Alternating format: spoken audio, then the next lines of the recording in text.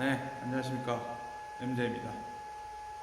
이번 강의는 828D 제품에 대해서 한번 알아보도록 하겠습니다. 네, 이번 시간에는 지멘스 NC에 대해서 한번 배워보겠습니다. 그 중에서 828D라고 하는 제품을 배워보도록 하겠습니다. 현재 보고 계신 이 제품입니다. 지멘스 828D NC 같은 경우에는 지멘스 NC 사업소, 그러니까 C 누메릭이라고 하는 제품군인데요. 그 중에서 이제 828D 제품입니다. 828D의 정식 명칭은 828D SL이고요.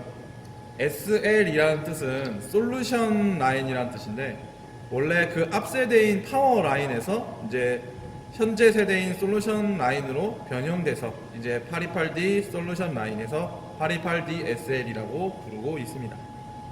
지금 보고 계신 이 해당 제품은 828D 같은 경우에는 조금 구형의 제품인데, 현재 나오고 있는 최신형의 제품 같은 경우에는 전체가 블랙 패널로 되어 있고 터치 패널로 되어 있어서 누르게 되면 터치로 동작이 됩니다. 하지만 지금 이 제품 같은 경우에는 이제 조금 구형이기도 하고 멤브레인식이라고 해서 이 버튼이 멤브레인식 버튼을 활용한 제품입니다. 그래서 이 제품이 2.6 버전이지만 불과 최근 블랙 패널이 나오기 전인 불과 최근이 4.5, 4.6, 4.7까지도 요곡하고 똑같은 모양이었어요. 멤브레인식 버튼을 활용했으니까요. 터치 패널로 이제 넘어가고 있는 중이고, 아직까지는 이 멤브레인식이 제일 대표적인 방식입니다. 그래서 요 모양하고 완전히 똑같습니다. 어디를 가더라도 요 모양이면 아, 지멘스구나라고 바로 이해하실 수 있을 거예요.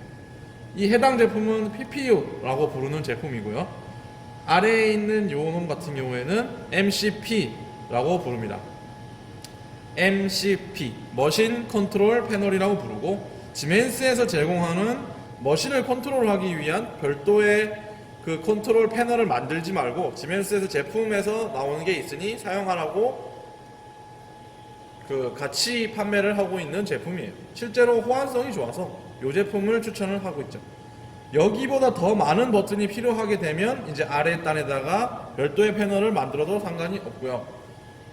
여기는 상단에 이제 키보드 같은 게 달려 있지만 키보드가 이것보다 더 부족할 경우에는 별도의 키보드를 또 달 수 있습니다.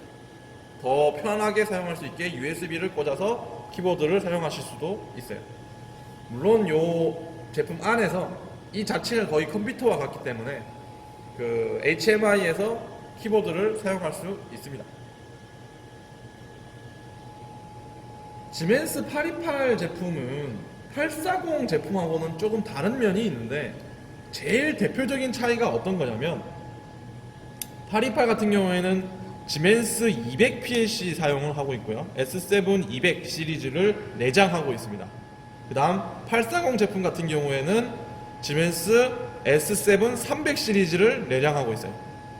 저희가 맨날 기초반에서 배웠던 그 제품은 다 300군이죠. 요즘 나오는 1200, 1500 제품군은 NC하고는 아직까지는 관계가 없습니다. 현재 지멘스 독일에서 1500 제품을 탑재한 NC 제품이 시험적으로 나온 걸로 알고 있어요. 정확하게는 1500 제품이 탑재됐다기보다는 TIA 포탈로 셋업이 가능한 300PH가 달려있는 게 있겠죠. 1500 제품은 아마 연구 중인 걸로 알고 있어요. 제가 정정할게요. PLC 제품이 1500이 달려있는 건 연구 중인 거고, 300 제품이 달려있는 걸 TIA 포탈로 셋업을 하는 걸 현재 공개 중입니다. 그래서 사용하는 데는 이제 점점점 TIA 포탈로 넘어가고 있는 시대인 거죠. 하지만 828 제품 같은 경우에는 200PLC입니다. TIA 포탈에서는 200PLC라는 게 없어요. 심지어 스텝 7에서도 200PLC라는 게 없었죠. 현재 200PLC는 단종 상태입니다. 그럼 사용하는 해당 툴이 있어야 될 텐데, 해당 툴은 우리가 마이크로윈이라고 하는 제품입니다. 마이크로윈이라고 하는 그 툴을 이용해서 현재 828D를 사용하고 있습니다. 그렇다고 해서 실제로 마이크로윈을 설치는 하진 않고요. 지멘스에서 툴박스라고 해서 별도로 828D를 구매하거나 파리팔디를 시운전을 해야 되는 업체에게는 툴박스라고 하는 것을 제공해 주는데, 그 툴박스 안에 보면은 이제 프로그래밍 툴이라고 해서 이름을 바꿔가지고 마이크로윈에서 일부 기능을 제외하고 200PLC를 제어하기 위한 제품이 별도로 또 제작되어 있어서 해당 제품을 쓰고 있습니다. 구형 제품하고 신형 제품의 차이가 어떤 거냐면, 실제로 요 HMI 인터페이스를 좀 들어가 보시면 이 인터페이스에 빈 공간이 꽤 많이 있는데 4.7에는 이 빈 공간이 꽤 메워져 있다고 보시면 돼요. 그러니까 여기서 사용하는 이 오퍼레이터라고 하는 요 프로그램들이 점점점 버전업도 되고, 요 컨트롤 할 수 있는 능력, NC적으로 수치를 제어할 수 있는 컨트롤 능력이 조금씩 더 좋아지고 있다는 거죠. 그래서 해당 제품 828D 그리고 MCP 요 제품들을 한번 배워볼게요. 요 MCP 같은 경우에는 종류가 몇 가지가 있는데, 제일 대표적으로 MCP 483, MCP 310 요 두 가지가 제일 대표적입니다. 요즘 이제 근래에 들어서 828D 같은 경우에는 현재 요 넓이의 길이가 483mm거든요. 요 넓이가 조금씩 줄어들어서 416 사이즈가 됐어요. 터치 패널로 되면서 416 사이즈가 되다 보니 쓸데없는 키를 버린 거죠.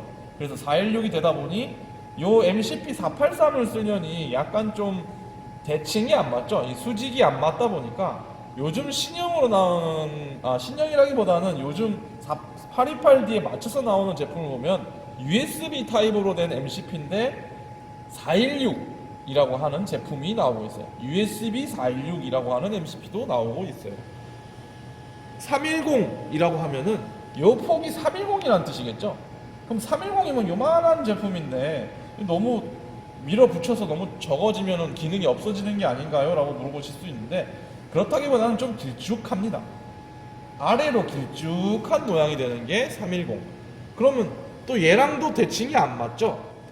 즉 그 말은 PPU도 310짜리 길이로 된 길쭉한 타입도 있다는 거예요. 그걸 버티컬형이라고 부르고, 수직으로 길쭉한 모양을 하면 버티컬이라고 부르고, 옆으로 길쭉하게 수평형으로 늘어나는 거를 호리젠탈이라고 불러요. 호리젠탈 타입의 828D SL 제품 PPU라고 불러요. 제가 자꾸 PPU를 강조하는 이유는 828D 같은 경우에는 NC가 있는 부분을 PPU라고 부르고, PLC, 그 다음 화면이 일체형으로 되어 있는 제품이라서 PPU라고 불러요. 그럼 840에 있는 NC 같은 경우에는 화면 따로, NC 따로, MCP 따로예요. 즉, 세 제품이 있다는 소리죠. 근데 828은 두 제품만 연결하면 바로 끝납니다. 여기에 옆에 있는 요 드라이브를 연결을 해서 꽂으면 바로 동작을 한다는 거예요. 828D 전면부에서 중요한 내용 중 하나는 여기에 있는 이 볼트를 돌려서 풀어보시면은 뚜껑이 열립니다. 뚜껑이 열리면서 여기에 있는 이 포트하고 현재 NC의 상태에 대해서 램프가 들어와요. LED 램프가 들어오면서 USB도 꽂을 수 있게끔 해서 전면부에서 USB 메모리를 이용해서 해당 NC의 데이터를 넣고 빼는 기능을 할 수 있는 USB 포트를 만들어 놓았고, 전면부에 있는 이 포트를 이용해서 이 해당 포트는 이제 PPU에 내장되어 있는 PLC, 200PLC와 직접적으로 통신을 할 수 있게끔 만든 서비스 포트라고 보시면 돼요. 그래서 이 포트를 이용해서 PC에 연결을 해서 PLC에 있는 데이터를 주고받게 할 수 있게 만들어 놓은 거죠. 그리고 레디, 그다음 NC가 지금 읽고 있고 뭐 쓰고 있다라는 걸 깜빡깜빡 할 수 있게끔 보여주는 램프가 같이 있습니다. 이 아래에 있는 메모리 슬롯 같은 경우에는 이제 지금은 사용하지 않는 제품이에요. 실제로 꽂으면 동작도 하지만 이 제품을 이제 구하기도 힘들거든요. 그래서 여기 있는 이 서비스 포트하고 USB가 있다. 그리고 램프를 이용해서 현재 NC의 상태를 볼 수도 있어요. 갑자기 어느 날 뜬금없이 LED 화면만 안 나올 수 있거든요. 화면만 갑자기 꺼질 수가 있기 때문에 여기 있는 이 부분만 잘 체크해도 사실 전면부에서는 기능을 다 볼 수 있는 거죠.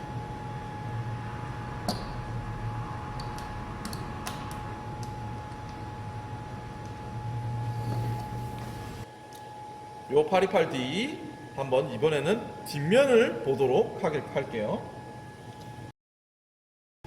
네, 이 뒷면 같은 경우에는 지금은 연결이 다 돼 있어서 굉장히 복잡하게 되어 있는데 차근차근 PPU하고 MCP에 대해서만 일단 우선적으로 설명을 드리겠습니다. 그래서 일단 전원을 끌게요. 전원을 끄고 물건을 다 뽑아버리겠습니다.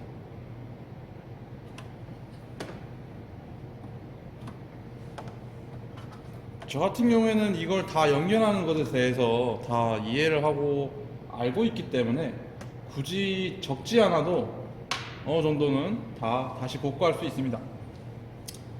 그러면은 한번 보겠습니다. 먼저 PPU의 뒷면에 같은 경우에는 제일 중요한 게 뭐냐면 바로 여기에 있는 이 커버 부분입니다. 이 커버 같은 경우에는 왜 이게 존재하는지에 대해서 사람들이 한 번씩 궁금해 하시는 분이 많던데, 이 카드를 이 커넥터를 열게 되면은 이 커넥터래, 커버죠, 커버. 이 커버를 열게 되면은 이 안에 CF 카드라는 것이 들어있어요. NC 같은 경우에는 NC라기보다는 CU 같은 경우에는 모든 컨트롤 유닛 같은 경우에는 CF 카드가 있습니다. 지멘스에서 제공하는 CF 카드라는 것이 있어요.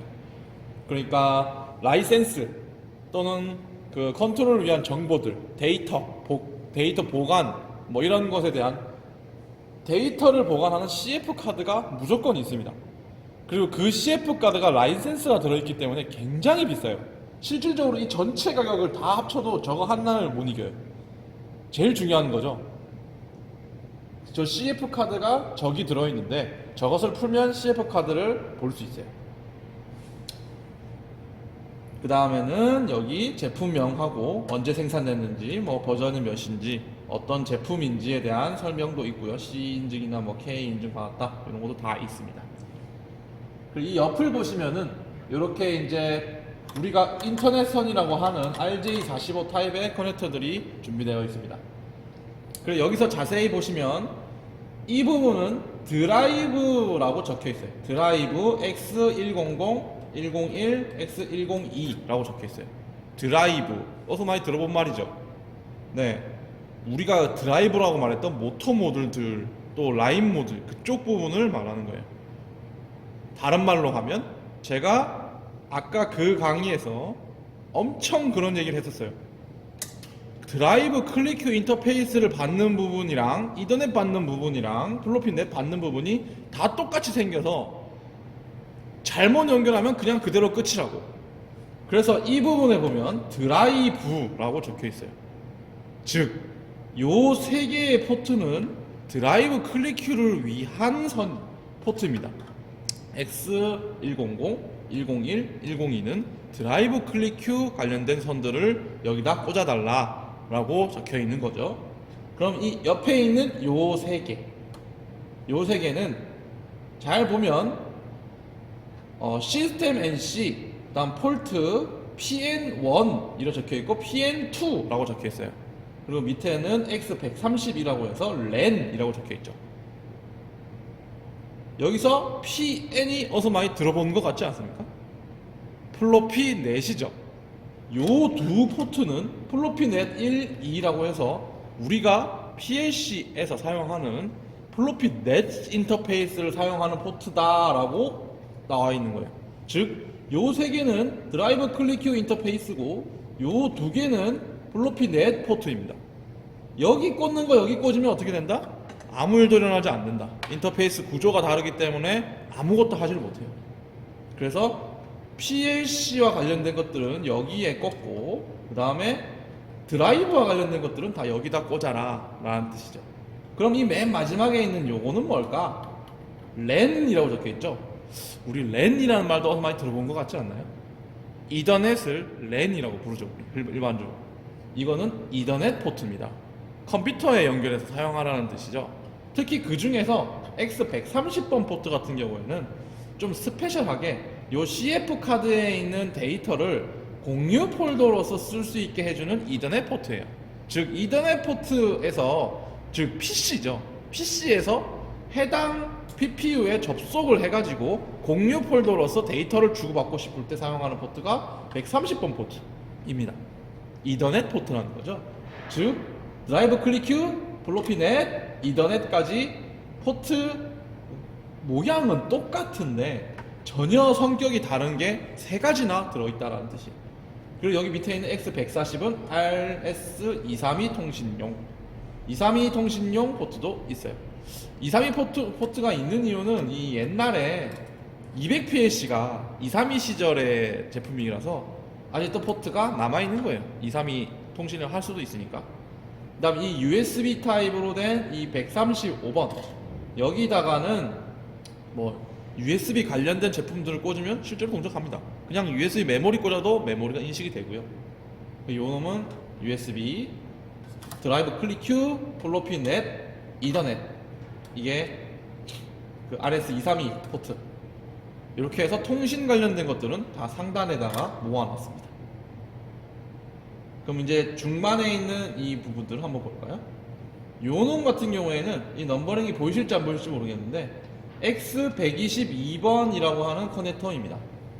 X122번, 22번, 그리고 X132번, X142번이라고 하는 것들은 사실은 이 세 포트는 그냥 NC에서 말하는 패스트 IO라고 해서 입력도 출력도 될 수 있고 입력 또는 출력 아예 지정만 될 수도 있고 또는 시스템적으로 NC가 IO 입력 출력을 별도로 가지고 있는 걸 의미해요. PLC적으로 갖고 있다는 게 아니라 NC적으로 자기 스스로 이 포트에다가 연결을 하면 NC는 정확하게 알아듣습니다.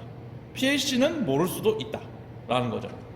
NC에 달려있는 IO 입출력이라고 생각하시면 돼요. 특히 그 중에서 이 143번 같은 경우에는 지정되어 있는 건데 저희가 핸드휠이라고 하죠. HHU 그래서 핸드휠 유닛이라고 하는데 여기에 있는 이 제품입니다. 이 옆에 달려있는 이 제품인데 이게 핸드휠 유닛입니다. 이 부분을 휠이라고 부르고 이게 손으로 드는 거라서 핸드휠이라고 하죠. 그래서 핸드홀드 유닛이라고 해서 HHU라고 부르는데 보통은 이 부분이 사실은 엔코더예요. 우리가 흔히 각도를 입력하는 엔코더 부분이에요. 이 엔코더 펄스를 여기다가 연결을 해서 입력시킵니다. 그래서 1번 핸드휠, 그 다음에 2번 핸드휠을 이용해서 1번 핸드휠, 또 앞에 달려있는 이 2번 핸드휠을 이용해서 핸드휠 동작도 할 수 있게 한다는 거죠. 조그 핸드휠을 말하는 거예요. 수동 동작. 여기 있는 이 놈입니다. 이놈. 여기에 있는 핸드휠. 여기다 연결되어 있고 아까 봤었던 핸드홀드 유닛에 있던 핸드휠은 여기 있어요. 그래서 요놈 연결되어 있고 요 세 개는 NC의 IO라고 했고요. 요 놈은 핸드휠을 입력받기 위한 엔코더 입력을 연결하는 곳이고 다음 마지막으로 있는 이 부분 X1번이라고 하는데 요 놈 같은 경우에는 커넥터를 뽑아보면 전원입니다. 24V V 그 다음에 0V PE 그래서 지멘스에서 PE는 접지를 의미합니다. 접지 그래서 접지하고 전원을 여기다 입력을 해주면 PPU가 전원이 켜져서 동작을 합니다 라는 거죠.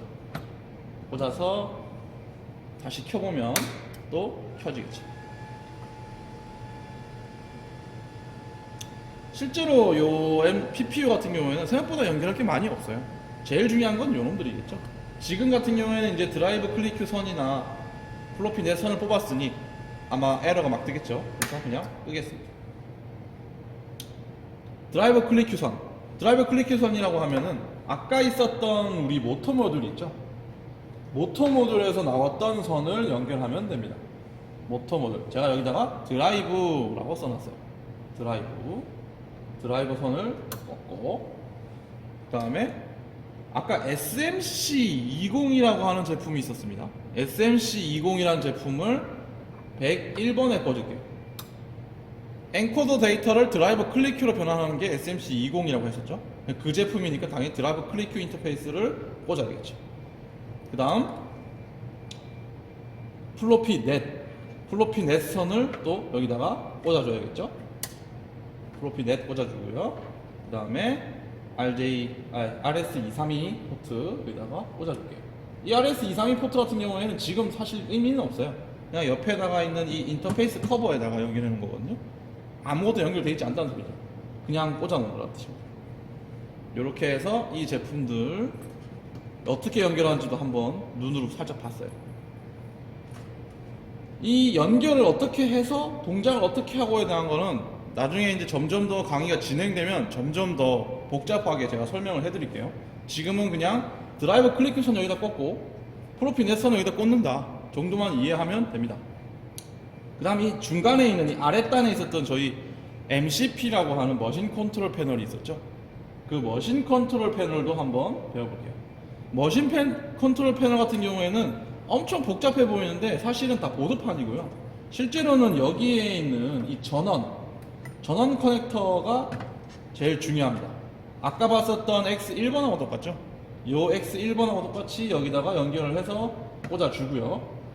조금 특이한 게 뭐냐면 플로피 넷에서 나온 선이 쭉 따라가 보면은 여기 꽂혀 있습니다.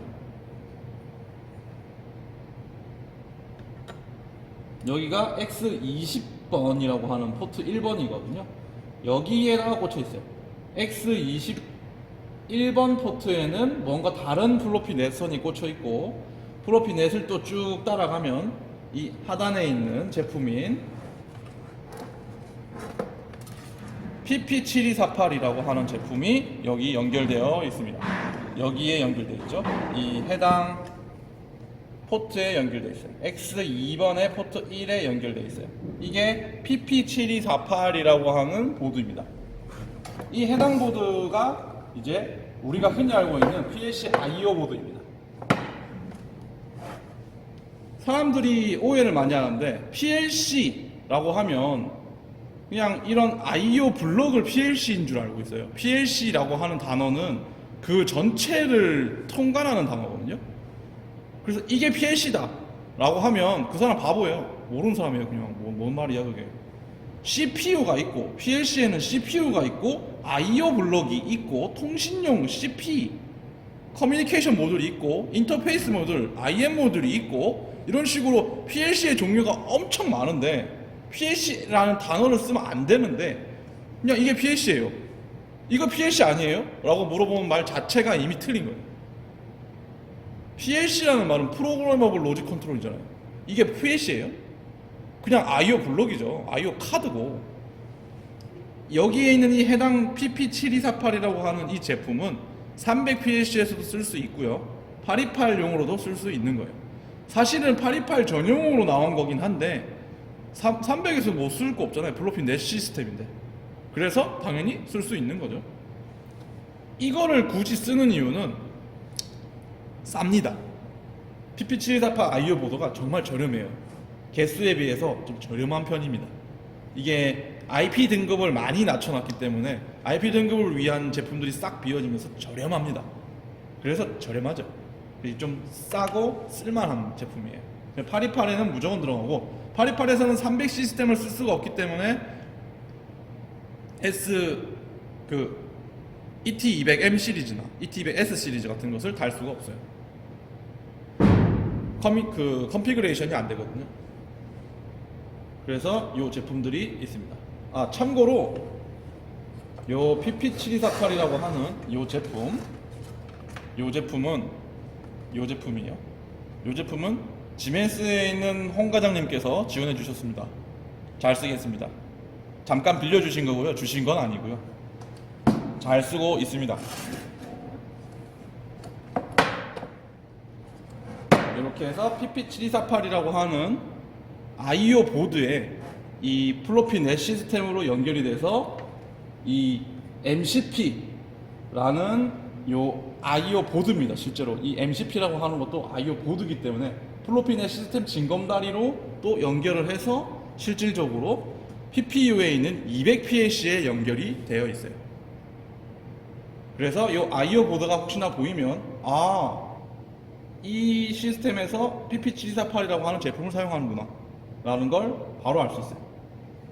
I/O 블록이 별도로 보이지 않을 때는 주로 이런 게 달려있다고 보시면 됩니다. 그 외에 기타 연결할 것은 특별히 없는데 조금 중요한 것 중에 하나가 제가 이 제품 이 MCP라고 하는 요 제품이 IO 보드라고 했죠, 일종의. 그리고 이 PP7248도 IO 보드거든요, 대놓고. 근데 이 IO 보드들은 우리 지멘스 PLC 제품은 다 플로피 넷이기 때문에 어드레스를 다 가지고 있거든요. 예를 들면 192.168.0.1이라고 하는 어드레스를 보통 가지고 있어요. 지멘스에서 사용하는 플로피 넷 시스템은 192.168.214.땡땡땡이라고 하는 시스템을 사용하는데, 지멘스 시스템, NC 시스템에서 NC 시스템은 192.168.214.땡땡땡이라는 그룹을 이용하는데, 이 해당 제품의 그 땡땡땡 부분을 설정하는 방법이 사실 없어요. 아이오 보드도 마찬가지고요. PP748도 마찬가지고요. 그럼 어떻게 연결하지? 어드레스 설정을 할 수가 없다는 소리는 접속할 수가 없다는 말이랑 똑같아요. 그래서 별도의 그 기능이 없다 보니까 어떤 식으로 만들었냐면 정말 옛날 방식이라고 하는데, 여기에 보면은 딥 스위치라고 하는 게 있어요. 딥 스위치라고 해서 이진수를 기준으로 해서 첫 번째를 올리면 1이고, 두 번째를 올리면 2고, 세 번째를 올리면 4고, 네 번째를 올리면 8이고, 16, 32, 64, 128라고 해서 이 한 칸 한 칸을 올려서 맨 마지막에 있는 끝자리 어드레스를 수동으로 세팅을 해줘야 돼요. 그래서 이 부분을 딥 스위치라고 하는데, 이 딥 스위치가 굉장히 중요해요. 이 딥 스위치라고 하는 걸 잘 모르는 사람이 아무 생각 없이 지멘스를 엄청 오래 했다고 하면서 나타나가지고 이 PP7248이라고 하는 걸 연결하라고 하면 그 사람 연결 죽을 때까지 못해요. 딥 스위치를 모르면. 이 어드레스가 뭐냐고 계속 이 말만 해요. 아니면 어사인 네임이 안 들어간다, 어드레스 설정이 안 된다, 이 말만 죽으라 할 거예요. 안 되겠죠. 왜냐하면 우리가 IM 모듈이라고 하는 제품, 아니면 CP, CPU 이런 제품들은 300군 이상 제품들은 그 어드레스를 자동으로 설정하는 게 있어요. 소프트웨어적으로 설정을 하거든요, 일반적으로. 근데 요거는 하드웨어적으로 어드레스를 설정하고 있는 거예요. 그러니까 그 사람은 죽어도 이 제품을 쓸 수가 없어. 대신에 사용 방법만 알면 정말 아무것도 아닌 거예요. 정말 황당한 이야기죠. 그래서 실제로 이 어드레스를 입력시키는 이 부분을 잘 보면, 지금 보이실지 안 보이실지 모르겠는데, 이 딥 스위치를 보면 딥 스위치의 위아래가 올라갔다 내려갔다 돼 있어요. 그래서 실제 이 제품은 현재 1번이 켜져 있고 4번이 켜져 있으니까 9예요. 192.168.214.9예요. 그래서 이 제품은 9번 어드레스구나 라고 이해하실 수 있습니다. 왜 9번 어드레스냐면 200PLC를 사용하는 마이크로윈이라고 하는 프로그램에는 컨피그레이션 기능이 없어요. 우리가 쓰는 그 S7 스텝 7처럼 그 컨피그레이션을 할 수 있는 기능이 없다 보니까 하드웨어적으로 그 어드레스 설정을 하고 하는데 이미 지정되어 있는 번호로 하는 거예요. 미리 지정을 해놓으면 굳이 컨피그레이션을 할 필요가 없잖아요. 그래서 미리 지정되어 있는 번호로 하는 겁니다. 그래서 실제로 얘도 보면 MCP 쪽도 실제로 확인해 보면은 7번만 켜져 있네요. 7번만 켜져 있어요. 이미 지정되어 있는 번호라는 거죠. 그래서 그 번호에 맞는 세팅을 해서 작업을 사용한다라는 겁니다. 미리 지정이 되어 있다. 그래서 그 제품을 쉽게 쓸 수 있도록 아주 간단하게 되어 있다라는 겁니다. 이 제품들 한번 보시면은 실제로 여기 보면은 이 50번하고 51번이죠. 요 두 개의 이제 17핀짜리 커넥터가 있는데, 요거는 MCP에다가 핸드윌을 꽂을 때 사용하는 포트예요. 지금 핸드윌을 여기 꽂았죠? NC에다 직접적으로 꽂았는데, NC에다 직접적으로 꽂지 않고 여기에다가 꽂아도 괜찮다는 거예요. 실제로 그 840 같은 경우에는 여기다 꽂습니다. 별도의 이 핸드윌 포트가 없거든요. 그래서 요렇게 여기다가 꽂을 수도 있다 라는 겁니다. 그래서 여기서 조금 기억해 두셔야 될 것은, PPU에서 사용하는 인터페이스가 다양하기 때문에 똑같은 모양처럼 보여도 커넥터가 다 지정되어 있는 인터페이스라는 것, 그 다음에 해당 아랫단에 있는 이 I/O 입출력이 몇 개가 있는데 NC에 직접적으로 연결하는 것, NC에서 자기가 원하는 어떤 신호나 출력을 사용할 때 쓰는 포트가 있다는 것, 그 다음 핸드윌을 연결할 수 있다는 것, 그 다음에 전원 연결하는 것, 그 다음에 MCP는 일종의 I/O 보드라는 것, 그 다음에 플로피 넷 시스템을 사용한다는 것, 그 다음에 828은 200 시리즈 제품이기 때문에 300 시리즈 제품을 사용할 수 없어서 PP7248이라고 하는 별도의 제품을 사용한다는 것, PP7248하고 MCP 같은 경우에는 자기 스스로 소프트웨어적으로 어드레스를 설정할 수 없기 때문에 딥스위치라고 하는 제품을 이용해서 어드레스의 맨 끝자리를 하드웨어적으로 지정을 한다는 것까지만 꼭 기억해 주시면 됩니다. 네, 여기까지 하면은 PP7248, MCP, 그 다음에 PPU에 대한 828 시스템에 대한 것을 전체적으로 한번 배웠습니다. 네.